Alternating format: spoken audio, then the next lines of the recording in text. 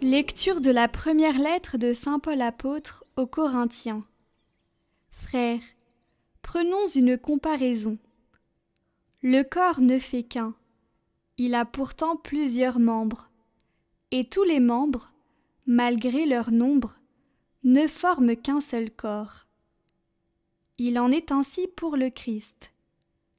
C'est dans un unique esprit, en effet, que nous tous, juifs ou païens, esclaves ou hommes libres, nous avons été baptisés pour former un seul corps. Tous, nous avons été désaltérés par un unique esprit. Le corps humain se compose non pas d'un seul, mais de plusieurs membres. Or, vous êtes corps du Christ, et, chacun pour votre part, vous êtes membres de ce corps. Parmi ceux que Dieu a placés ainsi dans l'Église, il y a premièrement des apôtres, deuxièmement des prophètes, troisièmement ceux qui ont en charge d'enseigner. Ensuite, il y a les miracles, puis les dons de guérison, d'assistance, de gouvernement, le don de parler diverses langues mystérieuses. Tout le monde, évidemment, n'est pas apôtre. Tout le monde n'est pas prophète, ni chargé d'enseigner. Tout le monde n'a pas à faire de miracles, à guérir, à dire des paroles mystérieuses ou à les interpréter. Recherchez donc avec ardeur les dons les plus grands.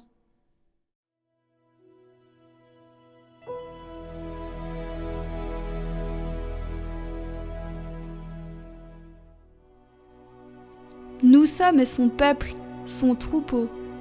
Acclamez le Seigneur terre entière, servez le Seigneur dans l'allégresse. Venez à lui avec des chants de joie. Reconnaissez que le Seigneur est Dieu. Il nous a fait et nous sommes à lui, nous, son peuple, son troupeau. Venez dans sa maison lui rendre grâce, dans sa demeure chanter ses louanges. Rendez-lui grâce et bénissez son nom. Oui, le Seigneur est bon, éternel est son amour. Sa fidélité demeure d'âge en âge.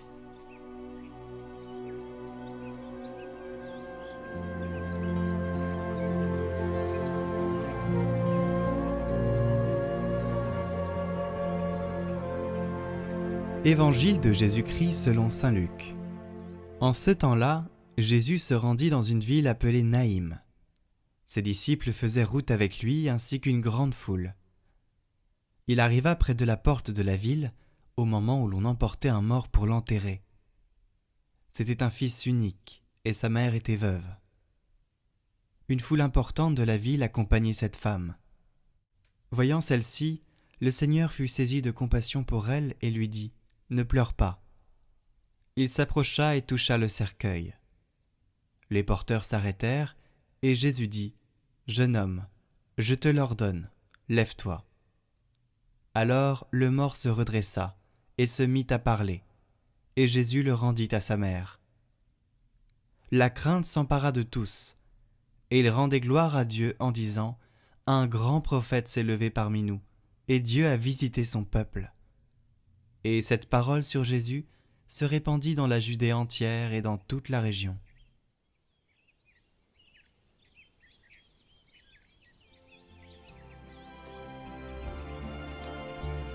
Commentaire de saint Ambroise.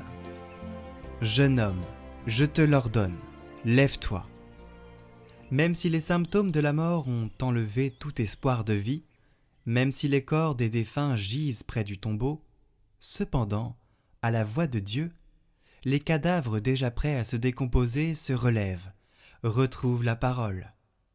Le fils est rendu à sa mère, il est rappelé du tombeau, il en est arraché. Quel est ce tombeau?